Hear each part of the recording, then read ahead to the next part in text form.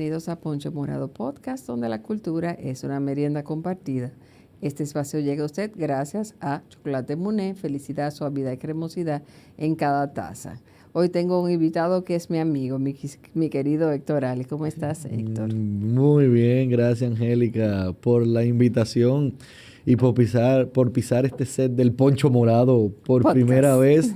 Poncho Morado Podcast y muy alegre de estar aquí. Espero que no la última. Además de mi amigo, la invitación a Héctor se debe a que hace mucho que quería hacer un programa sobre abogacía y sociedad, y para mí era la persona indicada para tratar el tema de lo que es nuestro oficio, el mío y el de Héctor, pero desde el punto de vista de la sociedad. Pocos oficios están tan arraigados a la cultura como el nuestro.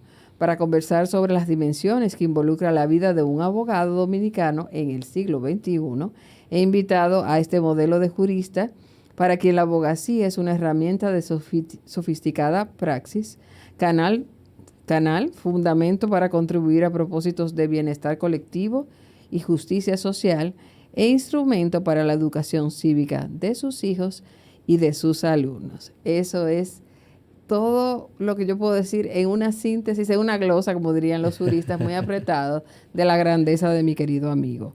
Héctor, ¿por qué no le cuentas a la audiencia de Poncho Morado a qué área de derecho te dedicas? Bueno, mira, a mí la gente me identifica por el derecho inmobiliario, pero realmente es más. Todo lo que uno hace desde la práctica profesional, litigios civiles y comerciales, administrativos, municipales, muchos, temas de contratos, negociaciones, arbitraje, también soy árbitro, y temas también de regulación ambiental, regulación eléctrica, o sea, esa intersección del derecho administrativo y la regulación económica, los sectores regulados, también lo veo, temas de proyectos, de permisología. O sea, que por ahí anda mi expertise, mucho derecho civil.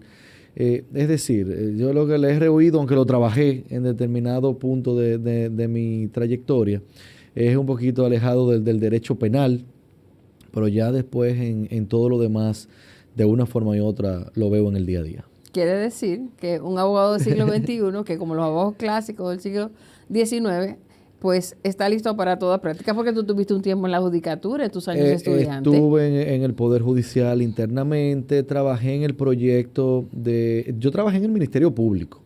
¿Ah, sí? Después yo paso a la Suprema. Después hago parte del programa de consolidación de la jurisdicción inmobiliaria. Luego me independizo para tratar temas inmobiliarios, para tratar temas sucesorales, que también se me quedaba todo esto. Pero yo hasta hago una maestría en Derecho Empresarial. Es decir, que el mundo a mí corporativo, el mundo comercial no me es ajeno en mi práctica, sino que yo trato de interrelacionar todo esto. Pero debo decir, y también por mi vocación académica y lo que imparto desde la docencia, el derecho inmobiliario, digamos, que es esa luz por el que la gente me busca, pero realmente es mucho más. Es igual que Angélica Novoa, que la gente dice, bueno, es una gran maestra del derecho de la competencia, pero del mismo modo es una abogada completa de esas de las que ya no hay tantas. Bueno, no tanto como tú. Hay algunas prácticas que la ejercí solo en mis primeros años, porque hay esa escuela, ¿no? Exacto. De hacer un poco de todo al inicio, y aunque tuve mucho tiempo en áreas muy específicas, la vida te va llevando por otros senderos que no son los esperados. Pero yo creo que eso tiene que ver. Y hay clientes, Ajá. para ponerte un ejemplo, Angélica, que bueno, te contratan la empresa. Mire, llévame todo de la empresa. Y ahí tú tienes que relacionarte con la propiedad intelectual. Ahí tú tienes que relacionarte con cuestiones que necesitas desde el punto de vista societario. Ahí tú tienes que trabajar un aspecto laboral. Mira, tenemos que despedir a un empleado, ¿cómo lo hacemos? ¿Cómo manejamos este asunto? Y eso te va llevando aún sin tú no ser una persona consagrada, dedicada al derecho del trabajo, al derecho laboral. Las nociones y la formación que uno tiene permite por lo menos asesorar a grandes rasgos a ese tipo de clientes. Primero porque sé que tus principios generales están muy en firme, que eres un estudioso por naturaleza, eso es parte de tu vida. Y eso es lo que me interesa que los no abogados nos escuchen hablar, conversar a ti y a mí, de que la vida del abogado con la ética que tú exhibes está basada en la confianza, y por eso tus clientes que quizás llegaron a ti por un tema contractual, luego tienen una necesidad de otra índole y dicen, no, pero ¿para dónde es Torali? Es que yo voy. Es como nosotros hacemos con nuestros médicos. Claro. O sea, yo no dejo que nadie le ponga la mano a un miembro de mi familia sin llamar a Carlos García. Le digo, Bebeto, Simón tiene tal necesidad, ¿dónde lo llevo? O si no, ven, tráemelo aquí primero que yo tengo que hacerle un examen. Entonces, me da tanto gusto entender que a pesar de que la sociedad dominicana se ha amplificado, todavía la mentalidad de nuestros clientes, las personas que acuden a nosotros y hasta la familia por alguna consulta personal, está basada en la confianza. Y ahí te aprovecho para preguntarte dos cosas. Primero, que comentes con quién trabajas, porque me da mucho gusto que digas con quién, porque es un querido maestro mío. Claro. Y eso tiene mucho que ver con la mentoría que has recibido, aunque llegaste ahí ya formado como profesional. Y segundo, en su firma, ¿cuál es el criterio de ética que impera? Claro, mira. Lo primero es que uno tenía un ejercicio en principio, como dice, que uno concentraba ciertas áreas. Y precisamente yo soy un fiel creyente a las alianzas en la profesión, porque uno tiene que pensar lo mejor del cliente. Entonces, si hay un asunto que puede escapar a un área que yo domino bastante, yo tengo que decir, mira, yo voy a buscar a fulano de tal para que me acompañe en esto. Y así se fomentan buenas relaciones. Y yo soy lo que pienso, que el pastel da para todo el mundo. Precisamente con ese estilo de práctica y de acompañar a muchas firmas que ya tenían más tiempo, cuando yo decidí independizarme, viene y empiezo a llevarle unos litigios a Juan Francisco Puello Herrera. Y la vida entonces me ha llevado a compartir oficina con Juan Francisco Puello Herrera. Para mí un referente, no solamente del derecho societario donde se le ubica, sino para mí de la práctica en sentido general, un abogado completo. Y un abogado, porque esa es la otra parte de tu pregunta, que es un gran mentor, es un gran ser humano. En la oficina se respira paz con Juan Francisco Puello ahí. Y desde el punto y desde los parámetros éticos, es que eso es lo que nos guía. Sí. Porque yo lo puedo decir a boca llena, Juan Puello es uno de los grandes estandartes éticos que todavía nos queda en la República Dominicana y en la práctica de derecho, que con el paso del tiempo se ha diversificado, se ha desvirtuado y uno ve de todo, hasta generando preocupación en que uno dice, ¿qué va a pasar con las generaciones que vienen subiendo? Porque ya no tienen esos mentores, no tienen esa gente detrás cuidando la sanidad y el buen oficio. Entonces, eso yo se lo agradezco a Dios sobre todo, el haberme cruzado en el camino, que empezó tercerizando un litigio conmigo y ya estamos en una sociedad en la oficina Puello Herrera y Aliés. Y para mí es una de las grandes satisfacciones que he podido vivir en mi ejercicio. La gente buena se encuentra, y aprovecho para mandar un abrazo apretado a mi adorado profesor, mi maestro, y un pilar. Yo se lo doy también. Sí, un pilar para la generación, una persona que siempre está presente en los momentos buenos y desafortunados que no le toca buenos. vivir en lo personal, siempre apoyándonos y de puertas abiertas. O sea, cualquiera de sus pasados alumnos podemos ir a su despacho a pedirle un consejo, y ese tiempo, por supuesto, que aparece y rápido. Y yo diría, muchas veces se habla, Angélica, del humanismo cristiano. Uh-huh. Pero yo me atrevo a decir que Puello es un impulsor del humanismo jurídico. Él, y ese término me gusta, me parece que le encaja perfectamente. Le haces justicia al término y a la persona a quien se Claro, porque él se mantiene, y algo que también ya yo he asumido en mi práctica profesional, que por encima de todo están las personas. No todo el mundo quiere resolverle un problema a las personas, al ser humano, al que va a tu oficina buscando un servicio para resolver un tema. el sesgo empresarial, económico, bueno, sí, todos trabajamos por algo y obtenemos un beneficio por ello, pero sin perder de vista que son personas que reclaman ese servicio, que quieren una ayuda y que están buscando un abogado. Y eso es algo que Juan Puello lo hace muy bien, porque para él siempre están primero Dios y las personas. Y en tu caso también. Por eso yo creo que fue solo una cuestión del destino que se encontraran y que ya tienen una sociedad de varios años. Así es.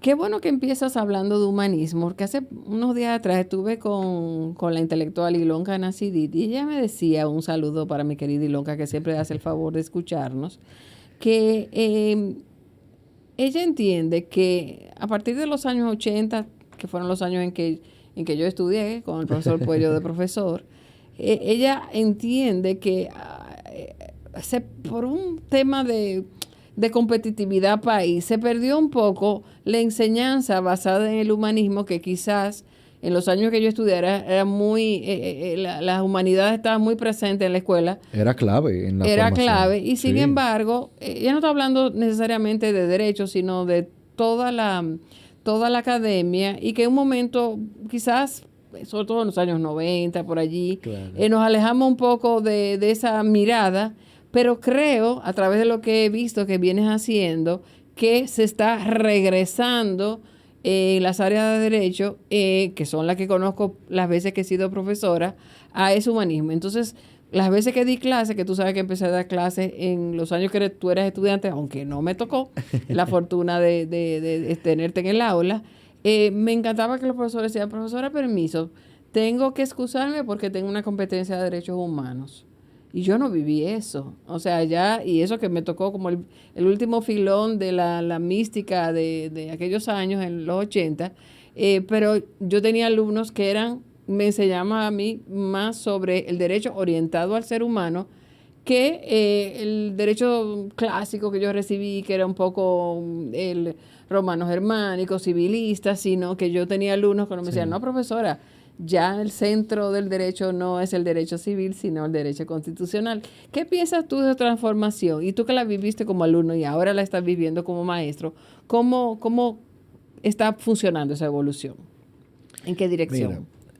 Mira, el derecho evoluciona todos los días. Eso es indudable. Y yo soy de los que creo en un derecho que se actualice constantemente, que se modernice a los tiempos que estamos viviendo, pero sin perder su esencia. Okay. La base que mencionas de derecho civil, de derecho romano, de filosofía del derecho, entre otras asignaturas, son imprescindibles para la formación de un abogado hoy y mañana. Son imprescindibles. O sea, ahí no cambia. Lo que pasa es que despertar el interés en esta generación ya es distinto. Es distinto. Y es un gran reto. Se aprende con ellos. En el aula siempre se aprende con los estudiantes. Pero ahora hay más distracción. En el mundo de las nuevas tecnologías, de tanta distracción, en el mundo de la inteligencia artificial, captar la atención, ahí hay que agregar entonces ese elemento pedagógico, pero sin perder la esencia. No es que se pueda hacer tú puedes dar tu clase. Tú puedes evaluar de forma tradicional, que estamos regresando a eso, porque ahora un estudiante te hace un trabajo en 3 minutos con ChatGPT, claro, o con cualquier otra plataforma de inteligencia artificial. Entonces eso ha convocado a regresar para no perder esa esencia. Es como escuché y leí en la prensa que, por ejemplo, el Ministerio de Educación tiene en sus planes insertar nuevamente en el currículum moral y cívica y urbanidad, que eso era algo que yo tenía que en el colegio tomar toda la semana. Sí, claro. Entonces, eso pena que haya salido. Claro, pena que haya salido. Entonces eso se fue diluyendo y ahí se genera una especie de ruptura. Pero como bien dices, nosotros estamos llamados y a no perder la fe. ¿Y por qué digo esto? Porque muchas veces la gente dice, mire cómo tú lo haces, y tú estás en el ejercicio intenso de tu profesión, pero también tú estás en la academia. ¿Cómo tú lo haces? Y es que hay que devolver. Hay que devolver. Si nos desapartamos, si lo dejamos solo, con una clase jurídica, como decía, tan diversa, y con gente que lo que quiere es luces y estar, pero que no tiene y no ha trabajado para ello, entonces vamos a dejar la formación de las nuevas generaciones en manos de cualquiera. Entonces eso no podemos, tenemos que resistir. ¿Que es difícil? ¿Es un asunto hasta vocacional? Bueno, sí lo es, pero no podemos perder, porque si no, con el tema de la ética y con esa base clave que se debe de tener siempre, no se puede perder de vista. Yo, que recién termino un doctorado, te cuento lo siguiente. Fue la alianza de la Pontificia Universidad Católica Madre Maestra con la Universidad Externado de Colombia. Y yo te puedo decir, ya y un grupo extraordinario, buenos profesionales, incluido Puello Herrera, que estuvo en ese grupo, que también ya terminó. Y si hay algo que yo me llevo es lo tanto que aprendí, además con la tesis, con esos seminarios y cátedras generales que nos impartieron en los primeros años, con temas de sociología jurídica, de derechos romanos, de filosofía jurídica. ¿Cómo enseñarte? Mira, es que la figura que tú estás investigando, de alguna forma u otra, tiene su antecedente o se encuentra con alguna figura del derecho romano. O implica un trabajo de investigación con inclinación social. O implica conocer a los pensadores. Y recuerdo un profesor que decía, no, es que ustedes tienen que tener claro ese debate hard working. Si tiene una rama que apunta hacia la economía, Richard Posner es imprescindible y nos remitieron a esos textos. Entonces, es que no se deja de aprender, pero es que no se puede abandonar, porque el derecho no tiene tantos años como ciencia y sigue desarrollándose y sigue siendo una carrera demandada por casualidad. Es que la sociedad necesita el derecho, pero necesita abogados pensantes, abogados con ética, abogados que entiendan el verdadero rol que tienen en una sociedad como la nuestra. Y he de señalar para los que no conocen a Héctor, que Héctor no solamente está en la academia impartiendo docencia, sino dirigiendo la Escuela de Derecho de la Pontificia Universidad Católica Madre y Maestra, lo cual implica también un gran sacrificio, pero Héctor lo hace siempre con una sonrisa. Cada día está en la universidad para sus alumnos, para los demás profesores, para la comunidad. Y he de decir que tu sello se ha dejado sentir porque siento y lo digo con franqueza, que la universidad asumiera ese rol. Y cuando digo la universidad, no solamente la pontificia, sino todas nuestras casas de estudios superiores, donde ya cualquier tema se debate en la universidad. Hace unos años atrás eran foros especializados, por ejemplo, la oficina de abogado donde yo trabajo, tiene desde hace años coloquio jurídico. Correcto. Otras instituciones tenían también sus cónclaves, pero la universidad estaba para dar clases. Cuando la universidad de repente ha descubierto, no, pero es que el foro de discusión tiene que ser la academia, más allá del cuarto poder, que es la prensa, más allá de los eventos corporativos que los gremios con todo derecho promueven para proteger sus intereses, pero la universidad es que se dedica a proteger la sociedad como un todo. Claro. ¿Cómo ha sido para ti conjugar a todas esas a todas esas fuerzas, porque están los poderes públicos, ¿no? Y tú trabajas normalmente invitando a jueces, a funcionarios públicos, a abogados empresariales, a los propios empresarios, pero preservando la academia como un lugar, como un poco la catedral de aquí están todos invitados, pero al final del día, aquí la visión es, como tú señalas, al final del día nos interesa la sociedad, la gente, los ciudadanos, donde las empresas forman parte, donde quienes asumen temporalmente la representación en un poder público también son parte del diálogo, pero cada una es una parte. Coméntame un poquito de eso, porque es una labor delicada, pero tú la has asumido con mucha valentía. Sí, la academia no es fácil. No es fácil, no es nada fácil. Sobre todo en estos tiempos, ¿no? Porque ahora hay una evolución del uso de la palabra, de la opinión escrita, oral, televisiva. Es lo que te digo. Y eso no es malo, hay gente que estudia periodismo y comunicación y después viene cualquiera y tiene un programa de opinión todos los días y no necesariamente se formó en eso. Ya es parte del mundo que estamos viviendo.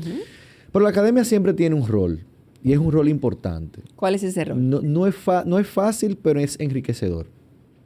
Yo recuerdo que en época de pandemia, ya yo era director de la Escuela de Derecho de Pucamaima, que lo soy desde el año 2019, y te cuento que leí una frase en esos tiempos de tanta incertidumbre que me gustó mucho y la sigo utilizando, que dice: los países se construyen desde las universidades. Las universidades están para aportar a esa construcción. Entonces, desde derecho hemos entendido históricamente que la carrera de derecho en la universidad no solamente puede ser ir a recibir clases. Eso se tiene que conjugar la labor docente con también la labor investigativa, incentivando y moviendo que nuestros profesores publiquen, investiguen, que los estudiantes asuman con seriedad su trabajo de fin de grado, que se publiquen revistas indexadas, que se gestione una revista propia. Antes era física. Venían antes de Adriano Miguel Tejada, la M&M, luego la de Ciencias Jurídicas, eran revistas físicas, ahora una revista digital con vocación a indexarse porque es el mundo que necesita compartir conocimiento de todas las latitudes. Entonces ahí viene y se une también a la docencia, a la investigación, esa labor de extensión. La academia está y ocurre para acompañar a un cuerpo de legisladores, mira una opinión de gente con valor respecto a determinado proyecto de ley. La academia está para ser escenario de grandes discusiones de la vida institucional, económica, social, política, jurídica del país. Entonces ahí llevar esos temas es lo que nos ha permitido presentarnos como una universidad y una escuela que incide en todos estos ámbitos. ¿Es el nuevo Código Penal? Vamos a discutirlo aquí. ¿Es el proyecto de ley de telecomunicaciones? Vamos a discutirlo aquí. ¿Es la modificación a la ley de alquileres? Vamos a discutirlo aquí. Presentando las novedades, los desafíos. Algo interesante es que eso también permite que los estudiantes salgan del aula. Nosotros tenemos un espacio todos los miércoles de conversatorio. Hay estudiantes que les gusta y otros no. Pero es que esto es una política institucional. ¿Y por qué? Porque es que también se aprende ahí. Porque no se ve nada más un programa de clases, se ven a los expositores, se ven a esos jueces que mencionaba, a legisladores, a grandes abogados, compartiendo su conocimiento sin necesidad de que sea una clase, desde el punto de vista de la opinión y de una presentación con otro tipo de características. Y eso ha sido interesante, importante, organizar todos estos eventos, pero también difundir esto. No se quedan en un salón en el que quizás una u otra persona no pudo asistir por temas de agenda, de tiempo o lo que fuese. Y en la pandemia, ¿qué empezamos? Me entero yo de que había, no lo sabía, un canal de YouTube, Pucamaima TV. Y yo, bueno, pero acá, pero tenemos que seguir aún en pandemia haciendo actividades, proponiendo, incidiendo, discutiendo y dialogando sobre los temas de gran interés. Y nos conectamos al canal que pasó de tener tantos suscriptores y siguió subiendo, y ya es un canal que lo utilizan otras áreas de la universidad, pero nosotros hicimos esa transmisión en vivo por primera vez y se ha quedado. Y aunque hacemos las actividades en nuestro auditorio o en el salón que la universidad disponga según el momento, se quedan grabados ahí. Entonces se quedan como materiales de consulta, de referencia, para verlo otra vez. O sea, quedan como materiales académicos que pueden ser utilizados por nuestros estudiantes, profesores y cualquier persona interesada. Que también esa es otra. No, esto no es cerrado, esto no es endogámico, no, nada que ver. Esto es una visión abierta. Esto puede y se publica en las redes sociales. Se publica y a un conversatorio o una actividad nuestra puede ir cualquier interesado. Si se hacen otros seminarios, congresos, que sí, ya ahí tienen ciencias políticas, puede tener que pagarse algo. Hicimos una jornada en este año 2025 de Derecho Administrativo. El año pasado hicimos otro evento internacional de Derecho y Nuevas Tecnologías. O sea, vamos tratando de buscar temas. El año anterior hicimos una jornada de Derecho del Deporte y así vamos viendo distintas ramas, que ahora se van rotando, es mucho, son muchas ramas, cada día crece más. En la medida en que la economía dominicana se ha ido la economía, expandiendo, pues así se ha expandido también el derecho. Entonces se va rotando, y es lo que le digo, se va rotando, se va trabajando un plan, hay temas que se puede hacer una actividad, que vuelven con otros parámetros, también más adelante cuando estén más maduros. O sea, eso se aborda. Y hemos llevado muchas cosas interesantes y eso es una gran satisfacción porque para eso están las universidades y ahí conecto con la idea inicial de esta pregunta, de que para eso están las universidades. En países fuera, hasta los debates electorales se realizan en las universidades, permitiendo que los estudiantes le pregunten a los candidatos. El I+D, buscamos en California cómo muchas de esas Big Tech y esas empresas y ha sido con patentes y con desarrollos que provienen de las universidades. Entonces, ese es el rol que tienen que tener las universidades, pero tienen que tener un rol valiente, no complaciente. Yo creo que es la clave. Que eso es importante. Esa es la clave, y debo decirlo, del liderazgo que tú has exhibido y que favoreces el diálogo, donde el debate respetuoso, de altura, basado en ideas y en evidencia, se favorece. Y somos amigos, pero hemos tenido discusiones. Y se discute. Sí, se discute porque de la discusión es que nacen las mejores ideas. Claro que sí. Hay gente que va y en el auditorio salen discutiendo. No, y los estudiantes dicen, ay, pero ellos pelearon. No, eso fue un disenso en un ambiente académico. Y también mucha gente que por cuestiones profesionales quizás no puede hablar con la apertura que podría tener, encuentran en la academia ese espacio natural para poder expresarse. Pero es que, a ver, Héctor, porque es muy interesante lo que estamos hablando, porque naturalmente a nosotros como abogados todo eso nos interesa, pero lo que está ocurriendo, y te lo digo por mis amigas con las que yo comparto, temas no jurídicos, que también se interesan por, y estoy segura que algunas me van a comentar este episodio, porque necesitan conocer. ¿Por qué? Porque bregan con los alquileres, porque bregan con temas vi que cerraron unos canales irregulares que habían, y que eso es piratería, que eso implica, o sea, el derecho llega a la vida de las personas, a sus costumbres hogareñas, a su vida económica, incluso a su seguridad. Todos los pasos de la vida de una persona están impactados por el Estado de Derecho. Entonces, vi que recientemente propusiste, ¿verdad?, el grupo de maestros, una modificación, una actualización del pensum de la carrera. ¿Qué se busca? ¿Qué se proponen? ¿Cuál es la idea detrás de esa propuesta de renovación? Mira, la carrera tiene que mantenerse actualizada. Uh-huh. Hay muchas áreas que se han desarrollado bastante. Unas que han logrado hasta una especie de independencia. Se emanciparon. Exactamente. Se veía como, bueno, eso era algo dentro de esta otra. Uh-huh.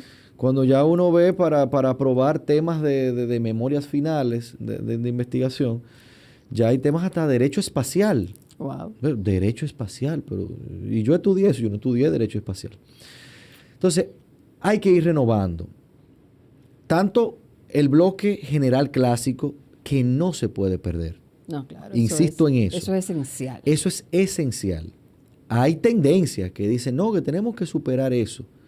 Hay tendencias hasta abandonar ciertas materias, asignaturas generales, pero que no se puede llegar ahí. Hay que dar principios de matemático, de economía. Y si tú terminas siendo vicepresidente legal de un banco, pero tú tienes que entender a los economistas en la mesa de directivos que tú te vas a sentar. Y cada vez más el abogado está expuesto a trabajar en grupos interdisciplinarios. Correctísimo. Y así como aquellos deben saber sobre derecho, nosotros debemos saber de contabilidad. Exactamente. Y tener esas nociones de humanidades, de filosofía, de todo esto. Entonces, eso se mantiene.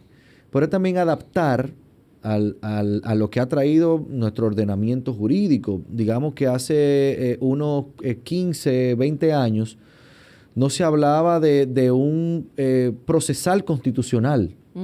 Y ahora hay que hablar necesariamente, al margen de Constitucional 1, Constitucional 2, derechos fundamentales, hay que hablar de un proceso constitucional que tiene particularidades, de un proceso administrativo.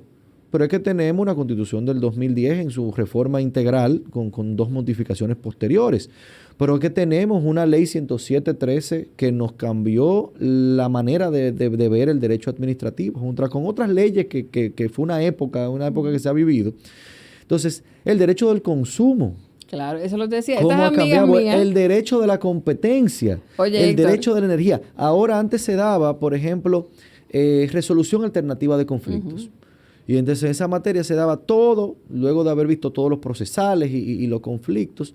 Bueno, vamos a ver cómo lo podemos solucionar de manera alterna. En una materia pequeña ahora. No, el mundo ha cambiado. Arbitraje tiene que ser una materia obligatoria. Y el ciudadano está cada día más cerca de requerir esa licencia y de conocer. Claro. Yo digo, estas amigas mías, que no abogadas, saben más de cómo hacer un recurso en prousuario que yo, porque nunca me ha tocado, ni como abogada, ni como usuario. Porque, y esa es quizás la próxima pregunta, ¿cómo nosotros, todos los operadores jurídicos, es decir, abogados de ejercicio, jueces, los que están en la función pública, los que están como abogados internos, podemos llevar el derecho más cerca del ciudadano? Mira, es una pregunta interesante. Conectamos con lo que decía de las personas, cuando hablábamos del doctor Pollo Herrera. Exacto. Y eso es lo que hay que entender. Que, yo siempre lo asimilo con uno de los derechos que más veo, que es la propiedad, que el artículo 51 de la Constitución habla de que la propiedad tiene una función social que implica obligaciones. El ejercicio del derecho tiene una función social que implica obligaciones. Cuéntame de eso. Estamos obligados a convertirnos en multiplicadores de un derecho bien llevado, bien ejecutado, bien ejercido. De combatir con valentía despropósitos en nuestra propia clase. Porque si no, no hay forma, Angélica, de proteger el Estado de Derecho, de salvaguardar la seguridad jurídica.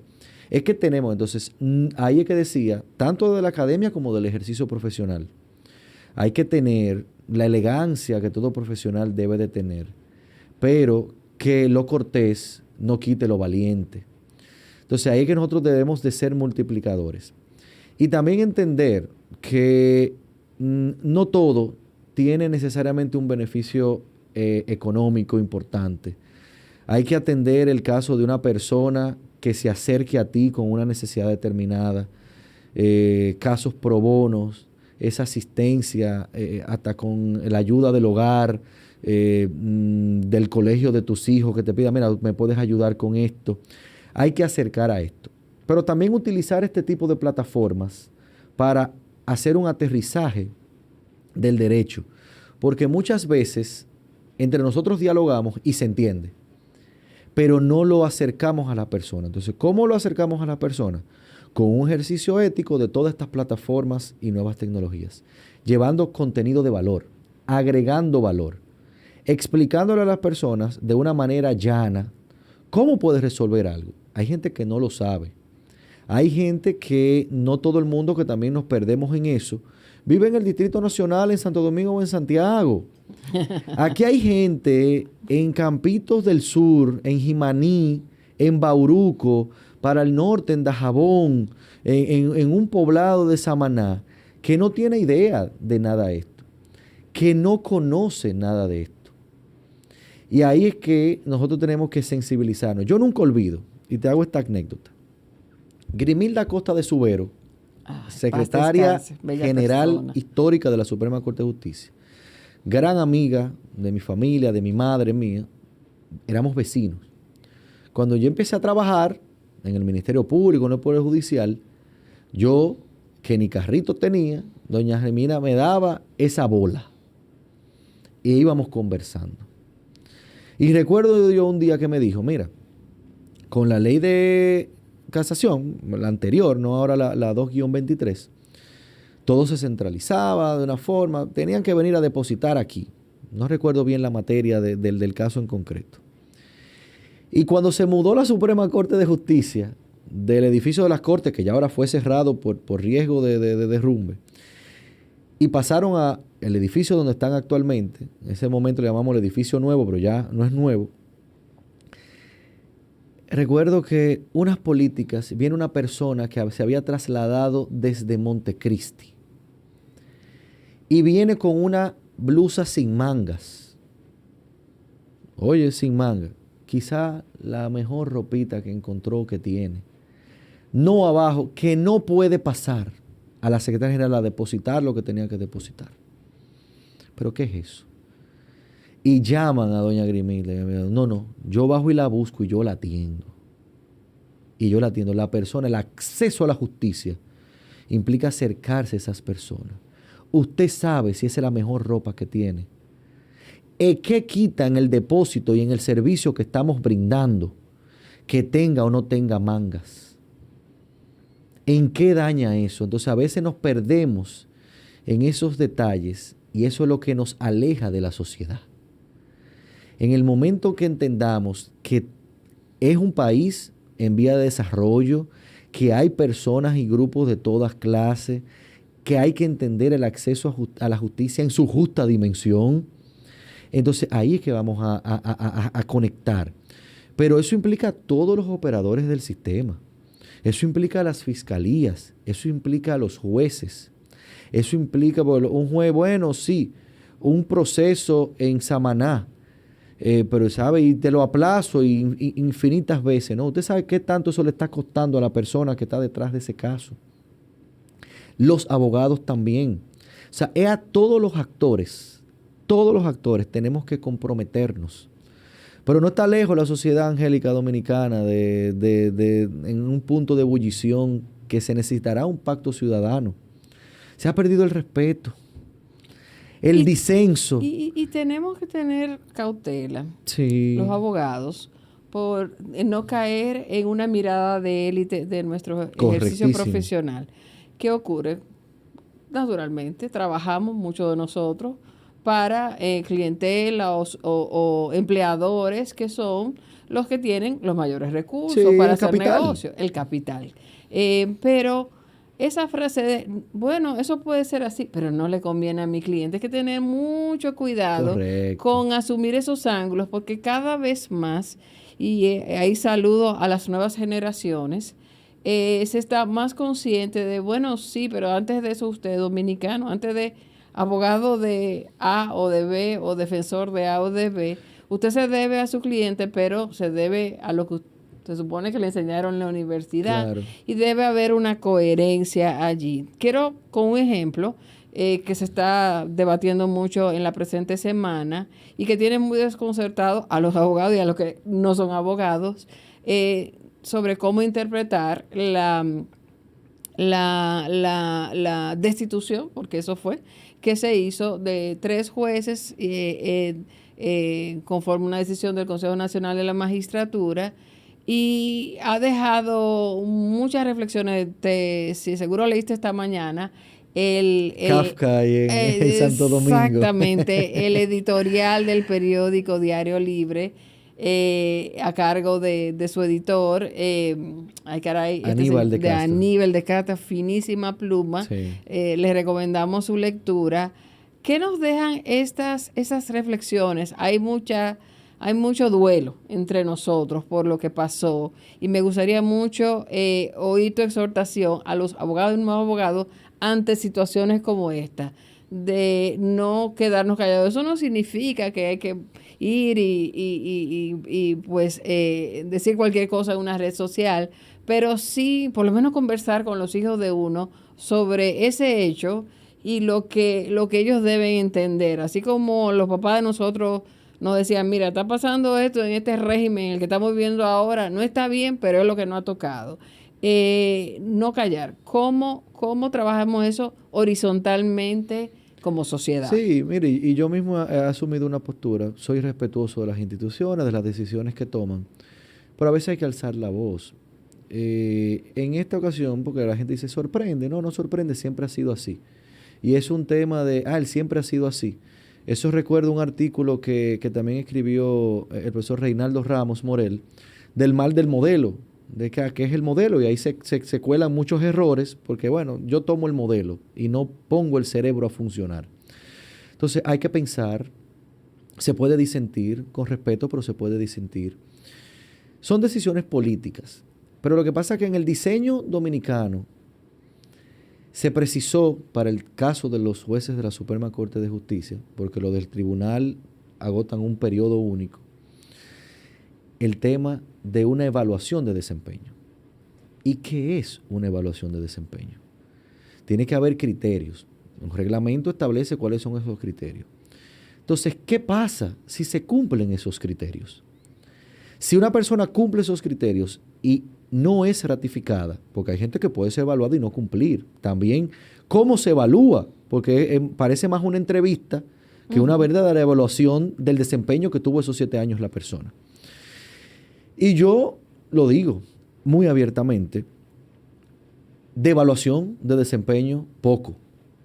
Entonces, si vamos a transarnos o a decidir que esto es un órgano político con decisiones políticas, eso está muy bien, pero diséñalo así.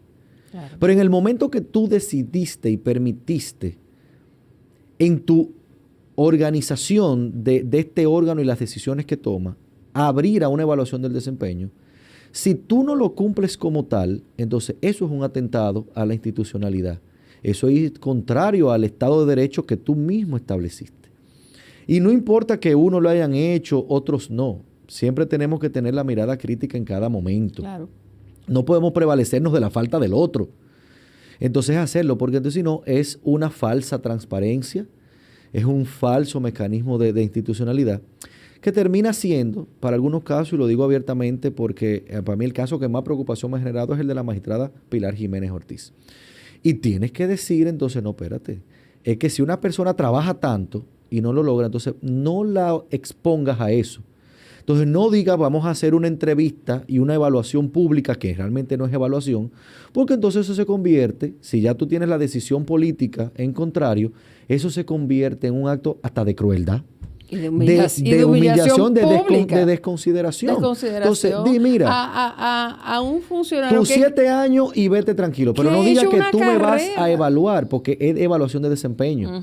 Leí también una opinión muy, muy atinada de Julio Aníbal Suárez, que escribió, que padeció esto. Sí, claro. En el año 2011. Sí, claro, lo recordamos. Entonces, él lo dice, no, es que son designados los jueces de la Suprema. Pero los jueces de la Suprema se someten a la evaluación de desempeño. No es que son al término de 7 años destituidos, no, es que tú tienes que evaluar el desempeño y emitir un resultado de esto. Todo el mundo está esperando las motivaciones, las habrá. Yo en lo particular no creo que pase nada. Hay que respetar las decisiones de un órgano constitucional legítimamente constituido y que realizó su votación. Eso hay que respetarlo, pero no necesariamente hay que estar de acuerdo.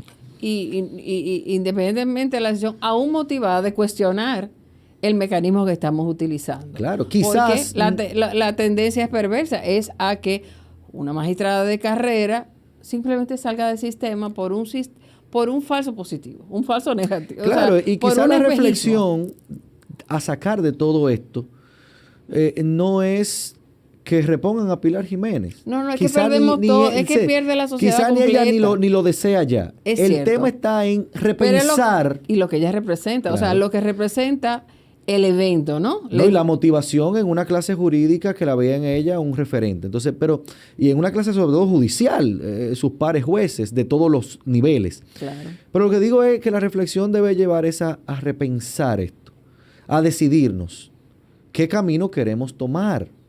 Pero no decir, voy a tomar este camino y después, atravesándolo, hacer otras cosas. ¿Por qué no? Porque se convierte en algo totalmente desvirtuado. Entonces, repensar, y muchas ideas de colegas muy queridos en estos días, que han planteado mecanismos concretos de cómo esto podría mejorar a futuro, de que se rediseñe de una mejor manera, o se confirme de que es un órgano político y ya, y no es una evaluación de desempeño. Quitemos esa parte y nos ahorramos el debate. y ya todo el mundo va a estar consciente de que son decisiones políticas, que si el órgano lo decide o no al término de ese tiempo, si que la persona continúa o no. Pero ya al incluir eso es que genera el debate. No, sin antes señalar cuál es el riesgo de que la decisión sea meramente política. Sí, porque el riesgo hay un efecto que no se puede dejar de... Claro, pero lo digo desde el punto de vista claro, de la coherencia. De la sí. coherencia, porque si tú vas a decir, yo voy a evaluar, y que seamos honestos y coherentes. Pero si es, sí, yo le evalué. No, usted no le evaluó, porque si hubiese sido evaluado con justicia, estuviera ratificada. Julio Aníbal Suárez hubiera agotado un periodo adicional. Entonces, de eso se trata. Entonces, pero no lo podemos cambiar, Angélica Novoa y Héctor Aliés, pero sí exhortar a que se asuman posiciones. Y ventilar esto entre estudiantes, colegas y sobre todo los no abogados. Hay que felicitar a la prensa, hay miembros de la prensa que han asumido un rol de comunicación efectiva en defensa del proceso, o sea, de la justicia que debería seguir este proceso. Como decía Aníbal de Castro, al final es cualquier metodología, incluso la que fuese una decisión política, debe ser para que el Poder Judicial sea cada vez más independiente, porque eso es lo que se quiere, eso es lo que dice la Constitución. Claro, es el deber ser o es aspiracional. Pero lo que te digo es de que es saber alzar la voz, la historia es muy sabia, los momentos quedan y eso es importante. A mí me preocupa, nosotros que alzamos la voz, me preocupa más los silencios cómplices, esos silencios convenientes que tal vez lo piensan así como uno y que nos atrevemos a decir, sí, decídanlo y es totalmente válido, pero no están cumpliendo con lo que dice la norma, no fue una verdadera evaluación. Entonces, cuando llegamos a eso, ver personas formadas con incidencia social, como hablábamos, para la sociedad, abogados que saben que es así como lo estamos hablando y que no se atrevan a decirlo, preocupan.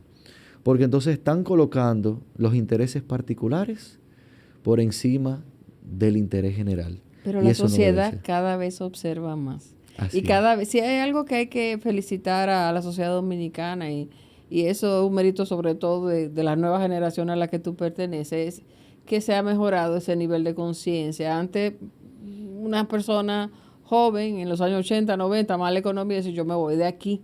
Pero aquí hay mucha gente que está apostando a la República Dominicana y que está diciendo, ok, este país está creciendo económicamente y yo voy a apostar a que ese crecimiento a mi familia le va a llegar a algún nivel de bienestar. Y entonces por eso están prestando cada vez más atención a los temas de opinión pública. Porque, magnífico, excelente crecimiento, excelentes niveles, buenos negocios, nuevos mercados, que estamos hablando ahora de logística, en fin, de cualquier tema nuevo, de cine.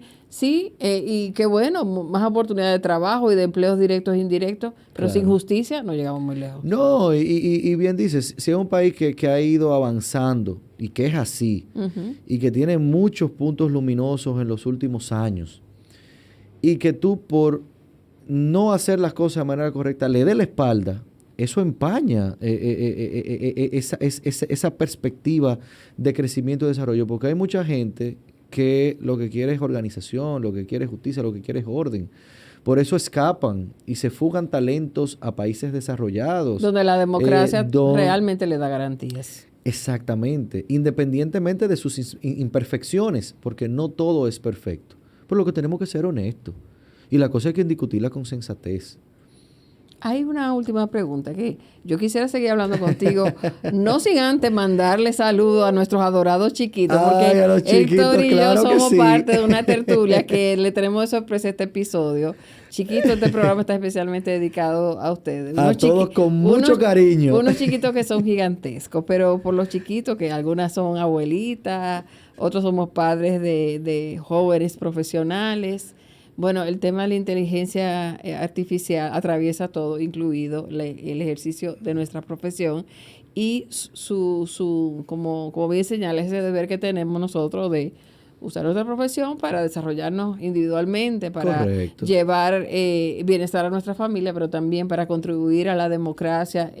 Creo que tenemos, digamos, una posición idónea para ello. Pero entonces viene esta manifestación de la ciencia ahora y te pregunto, a nivel de ejercicio profesional y de labor académica, yo sé que tú eres una persona valiente y optimista además. Sí, pues Eso lo que no se puede perder. No se puede perder y estoy seguro que ya has pensado el sentido de oportunidad, pero también la evaluación de riesgo de cómo este nuevo cambio tecnológico nos obliga a repensar algunos elementos. Cualquier sugerencia que tú me des, yo sé que será de gran provecho para mí y para los que nos escuchan. Mira, ahí yo lo tengo claro. El abogado de hoy en día tiene que ejecutar estrategias de diferenciación, porque hay muchísimos abogados, eso es cierto. Tienes que aprender a diferenciarte, pero sin perder el norte del parámetro ético que ya conversamos. ¿Por qué? Porque si la inteligencia artificial ha venido a revolucionar todo y es útil, muy útil, Angélica, muy útil, pero hay que aprender a usarla, porque también se puede utilizar para cosas no tan buenas. Entonces, es como casos famosos que ya han salido de un juez que hizo una sentencia a través de la inteligencia artificial. Eso es faltarle respeto, para bien o para mal, a las partes del proceso. Entonces, pero tú te puedes utilizar para determinada idea, para determinada estadística, tarea y ciertas estadísticas. Cosas. Obviamente, tú te puedes apoyar en eso, pero no hacerlo el centro total del ejercicio. Estos celulares, estas cosas nos gobiernan hoy en día. Hay que aprender a usarlo también y puede ser muy útil para establecer canales de comunicación con los clientes, con el personal, con los pares. O sea, hay mucha utilidad. Pero yo me quiero ir más lejos porque también, producto de todas esas novedades y esa tecnología, muchos abogados, jóvenes sobre todo, recién graduados, ya se entienden todopoderosos de que pueden ejercer una profesión. Entonces, sin antes aprender e ir paso de la experiencia. Entonces, ¿qué se ha perdido? Se ha perdido esa interés por las mentorías. ¿A qué me refiero? Hoy en día, si tú no le pagas a un estudiante, a un muchacho de eso, no te trabaja.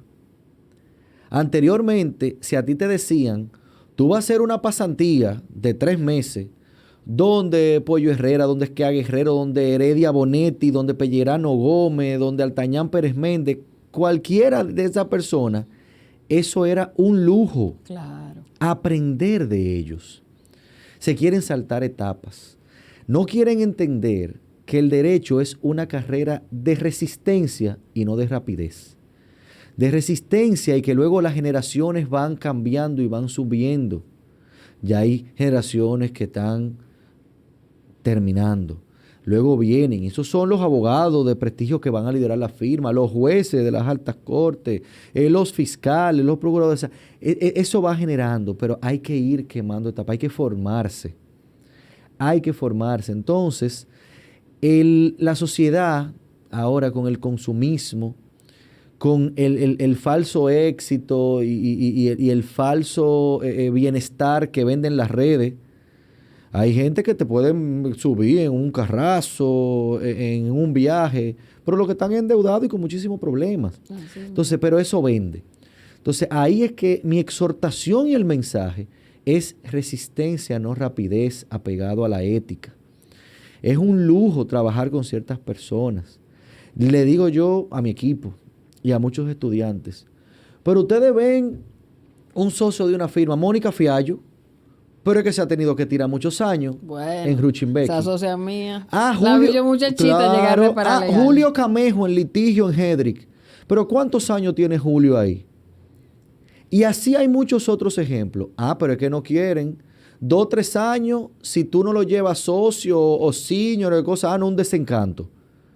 Resistencia, no rapidez, quemar etapas, aprender, seguir formándose, formación continua, porque es que hoy ya salieron un grupo de decisiones que pueden cambiar criterios. leyes nuevas, esta vorágine legislativa. Vamos a un grupo de personas, una generación de abogados que vamos a tener que estudiar otra vez. O sea, se va actualizando el conocimiento legislativo, nuevos libros, que eso sí lo celebro y no quiero que se me quede, que es que la República Dominicana estaba totalmente atrasada en tema de doctrina jurídica. Lo que se atrevían era muy poco, eran uno que otro libro que había. Y en los últimos 15 años hay que reconocer, y sobre todo en los últimos 10 años, y que yo lo he vivido de la academia y lo he impulsado por igual, ha habido un crecimiento de muchos colegas nuestros, que esto también es otra forma de devolverle a la sociedad. Claro que Y de sí. conectar con la sociedad, con manuales, con libros, y han escrito. Tú escribiste tu obra, vienen otros que escriben. Eduardo Jorge, que actualiza sus manuales de derecho constitucional. Otro de su saber. Otros que hicieron un trabajo... Me da mucho gusto cuando son pasados alumnos, como Roberto Claro, Medina. Exacto, Roberto, monográfico de una maestría, de una cosa, y los convierten luego en su libro. Y además el compromiso Este tema de de escribir. de los doctorados que es se van publicando el obras. compromiso de la coherencia. Pero por supuesto. Porque después que usted pone por escrito algo, la contraparte dice, pero usted dijo eso en su libro, ¿no se acuerda? Página Claro. 65. Pero es que hay gente que no tiene esa valentía. Sí. Ay, que si yo lo escribo me ato a lo que yo dije. No necesariamente, No, pero, porque hasta un juez, un abogado puede mejorar, modificar, cambiar su criterio. Claro. Fundamentado Claro. y bien escrito. ¿Por qué no? Porque nadie es perfecto. Somos humanos y errar es parte de nuestra naturaleza. Entonces ahí es que viene el tema, pero es un compromiso. Además, las circunstancias a veces imponen un cambio de Claro, opinión. Fabio Guzmán, Puello, 3 tomos de derecho societario. Hay mucha gente. Claro, hay otras áreas que ahí es que vamos necesitando de ese impulso cada vez más importante, porque ya de algunas se ha escrito, pero otros no. Hay áreas en las que no hay muchas cosas. Pero debo de reconocer que ha mejorado, Angélica, mira, No, ha sido un renacimiento. enormemente. O En sea, el siglo XXI, del derecho dominicano del siglo XXI, es un renacimiento si tú, editorial. claro, si tú te vas a principio, y ahí hay que reconocer la labor de Ángel Potentini en la librería jurídica, Claro. si tú te vas a la primera década de este siglo, para poner un espacio puntual, uno no iba a puesta en circulación, ni se hacía en la universidad. Ya ahora en un año salen muchos libros, la gente se ha animado. O sea, hay que reconocer que hay Y algunos se leen porque profesores... se agotan. Y se agotan y se leen y se reimprimen. O sea, eso tiene valor. Y eso es otro aspecto que ayuda. Entonces, Y eso exhortar... eleva el debate. Claro, exhortar a las nuevas generaciones a leer, a no dejarle leer. Me gradué, ya no voy a leer nada. No, a leer. Entonces, se va uniendo ese todo de la diferenciación, de la ética, de la resistencia y no la rapidez, de la lectura, del escribir, del acercamiento social, los idiomas. Por ejemplo, nuestra generación quizás no aprendió tanto idioma. Ahora hay plataformas que tú te conectas todos los días y puedes aprender un idioma. O sea, Y eso te da acceso al te derecho da acceso alemán, a al muchas derecho cosas. italiano, que Claro, antes y no se estudiaban tanto. se ve, yo tengo que hacer a veces muchas cartas para referir egresados que quieren estudiar fuera del país. Y te cuento que lo que antes era Francia, luego Francia y España, ya eso ha ido cambiando. Ahora, ¿qué tenemos? Gente en Reino Unido, en Italia, en Alemania, en Estados Unidos, que se entendía como un sistema alejado. Ya está cada vez más cerca. Hay convenios con universidades estadounidenses, latinoamericanas, gente que se va a Argentina, que se va a Colombia, que se va a México. O sea, eso se está viendo y eso es positivo. Pero eso es lo que implica que el derecho dominicano ha avanzado. No está donde estaba. Eso significa que se ha logrado mucho. Pero tampoco está donde debe de estar.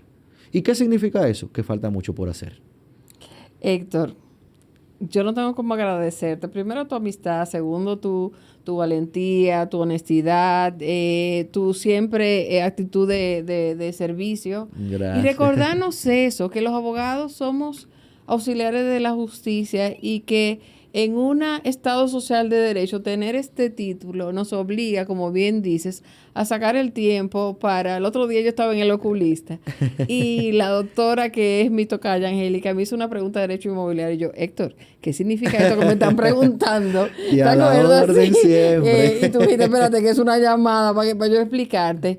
Esa vocación de servicio tiene que ser Claro perenne. que sí, claro que Pero sí. además, la traducción de esta terminología, estos conocimientos que tenemos, para que la gente común lo entienda y se sienta parte. Así Es un mismo. aporte que podemos hacer, es un aporte cultural y me haces, y con eso quiero decirte algo muy lindo, enamorarme una vez más de la carrera que elegí cuando yo tenía 18 años.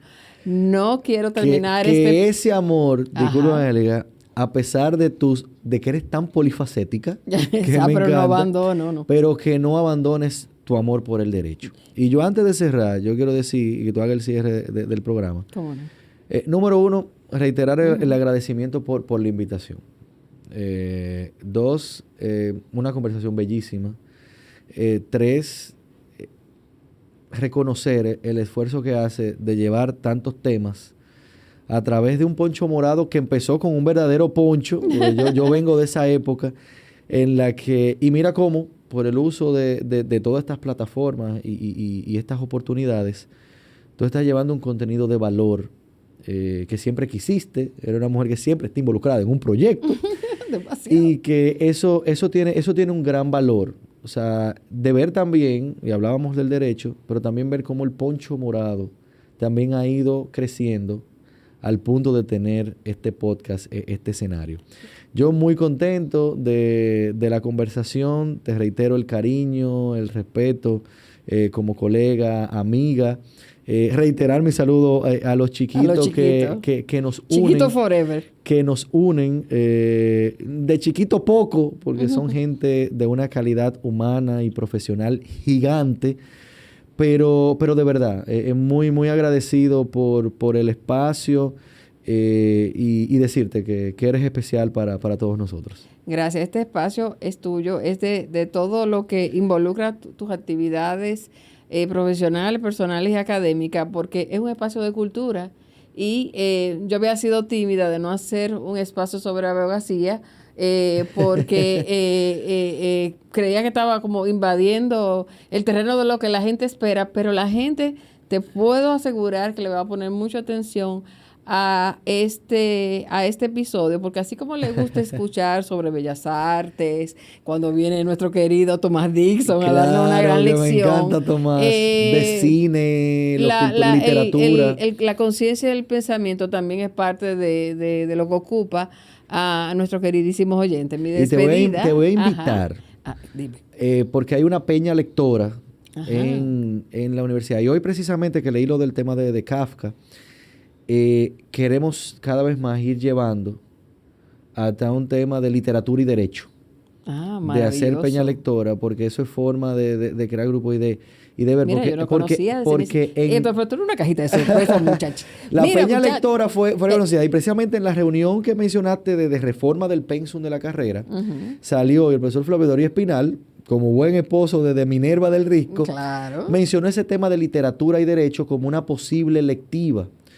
Se le indicó que ya se había fundado la peña lectora de la Escuela de Derecho, que coordina la magistrada, jueza y profesora Ana Magnolia Méndez, que es una lectora voraz, me encanta ella. Enhorabuena. Y hay que retomarlo, darle nuevos aires. Y este tipo de espacio, porque hay muchos temas de películas. Nosotros recuperamos, y ahí también te extiendo la invitación porque tú eres una crítica de cine. Nos acompañó en su momento Isidro García. Claro. No sé a comentar una película desde la óptica jurídica y desde la óptica del cine. Con la brillante Mónica Fiallo también nos acompañó en una que tenía unas repercusiones de propiedad intelectual. Y así otra. Entonces lo que queremos es eso, que también los estudiantes que son con otra mentalidad de estos tiempos también aprendan de otras formas. Entonces esas tertulias literarias combinando el derecho y no solamente Grisham, otras obras, porque nada más entienden que son thrillers jurídicos John Grisham, no. El cine, hay muchas películas con un trasfondo. Un día llevamos a Nashla y a José María Ay, qué chulo. a ver con los estudiantes La Isla de Plástico, Ah, el claro. documental. Y ahí hubo muchos comentarios de derecho pero por supuesto. medioambiental. Y después entonces a comentarlo, bueno, ellos hablaron de la experiencia, cómo lo filmaron, el reto que significó, porque toda producción cinematográfica, tú lo sabes, implica muchos retos, el trasfondo detrás ahí del derecho ambiental. Entonces, esas son esas formas novedosas de aprender y de transmitir el conocimiento, pero yo muy agradecido y que este espacio continúe con muchos episodios más. Quiero, bueno, estoy emocionada con todo lo que he aprendido sobre ti, por eso es que uno tiene que sentarse y conversar con los amigos cara a cara, no todo es WhatsApp y el chat, eso es chévere Así también, mismo. pero miren como yo con Héctor, que hablo semanal por lo menos, no conocía algunos elementos de las múltiples facetas. Yo tengo mi poncho, pero él tiene una capa de Batman o de No, Superman. y me debe el juego de tenis. Y Rafael Dixon también. El Ah, juego sí, de no, tenis. el duro es Dixon. Sí, yo soy maleta. Pero no quería despedirme sin mandarle un abrazo muy sincero a nuestra querida Joan, tu amada esposa, Ay, y a los gracias. niños, porque ellos también son parte de esta misión consagrada que lleva Héctor. Y solo en familia se logran estas cosas. Cuando Héctor fue a recibirse como doctor en Bogotá, llevó a sus niños y eso me llegó al alma, a mí, a todos los que conocimos, porque a esos niños no se les va a olvidar nunca No, el significado de ver a su papá en esa otra ciudad. Recibiendo ese título después de muchos sacrificios. Eso habla de ti y de Joan como grandes padres y grandes amores y socios de una misión de educar con el ejemplo. sí. Mira, ahí tú me tocaste lo humano, lo personal. Yo sé que el tiempo apremia en estos espacios, No, esto aquí es todo lo que tú pero quieras. muy brevemente. Fue un proceso muy arduo, ¿Cuántos años? muy duro, 7 años. Muchos años. En una edad donde tus niños eran chiquitos. No. La grande había nacido cuando inicié Uh-huh. y el chiquito nació en el proceso. Lo hicimos parte del proceso, pero ahí se sacrificó la familia, se sacrificó el matrimonio, se sacrificaron los hijos. Fin de semana, jornadas interminables. Luego de ejercicio en la oficina profesional, en la universidad, volver a sentarse uno a seguir leyendo, escribiendo. Y ahí estoy muy agradecido de mi director de tesis doctoral, de muchas amistades que apoyaron, pero sobre todo de la comprensión y el apoyo incondicional. Lo dije en mi dedicatoria. Joan no dejó de llorar desde que empezamos y desde que pisó el salón. Que también es tremendo abogado. Sí, correctísimo. Es Fuiste su importante maestra. señalar. Y te puedo decir que el apoyo de Joan fue algo extraordinario. Sabes que hay momentos de altas y bajas. En un momento uno dice, no, yo voy a dejar esto.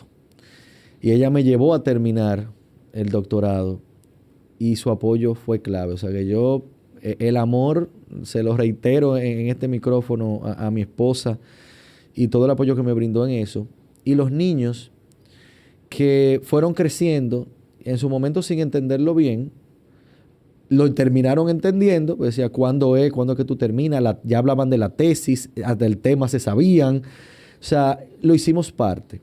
Y por eso, y gracias por tocarlo, cuando en el mayo de este año 2025 me dieron la fecha, ya yo había entregado unos meses antes, pero siempre se agota un proceso de lectura y todo revisión. Y nos convocaron allá, consultamos a los profesionales y todo, pero teníamos que llevarlo para hacer ese cierre en familia y cerrar ese proceso con ellos. ¿Qué fue? Y ellos fueron y le dimos una vuelta por la universidad y conocieron allá a profesores. Qué chuleta. ¿Qué fue lo que me secuestró a mi papá por tanto tiempo? Y después de eso ha sido placentero. Vienen otros retos y desafíos, pero el cerrarlo con ellos allá fue muy especial. Estaban también mi mamá y mis hermanos. Y para mí ha sido uno de los grandes momentos que yo he vivido por su acompañamiento. Y de verdad, al ver a mis hijos ahí, Jimena me pagó la tesis completa en este momento. Casi 3 horas entre exposición y luego intervenciones de los jurados, respuestas y comentarios. La defensa. Cuando salimos al pasillo que el jurado se retiraba a deliberar, Jimena, muy madura, cumplió 10 años ella ahora en septiembre, todavía tenía 9 años. Felicidades, Jimena. Y Angélica me abraza y me dice, Joan se fue a llevar al chiquito que tenía que ir al baño, pero que no se podía abrir la puerta, rápidamente a Eduardo David. Y Jimena me abraza y me dice, papá, lo hiciste muy bien. Oh. Ahí le dije, y la abracé obviamente, y le digo a mi mamá, que después también salió, y le digo, bueno, mira, ya yo estoy pago. Me pueden decir lo que ellos quieran, aprobado, chepa cum laude, y ya lo que mi hija me acaba de decir es mi mayor satisfacción, porque es que yo me debo a ellos, son mi motivo, ellos son mi razón, son mi propósito, que eso es algo que yo no quiero dejar de mencionar, ya que tocaste lo personal. Sea abogado, psicólogo, comunicador, administrador, doctor, la vida tiene que tener un propósito. Hay gente que anda en la vida sin propósito, que anda dañando. Hay que ser buenas personas. Pero sobre todo hay que tener ese propósito. Busque qué es.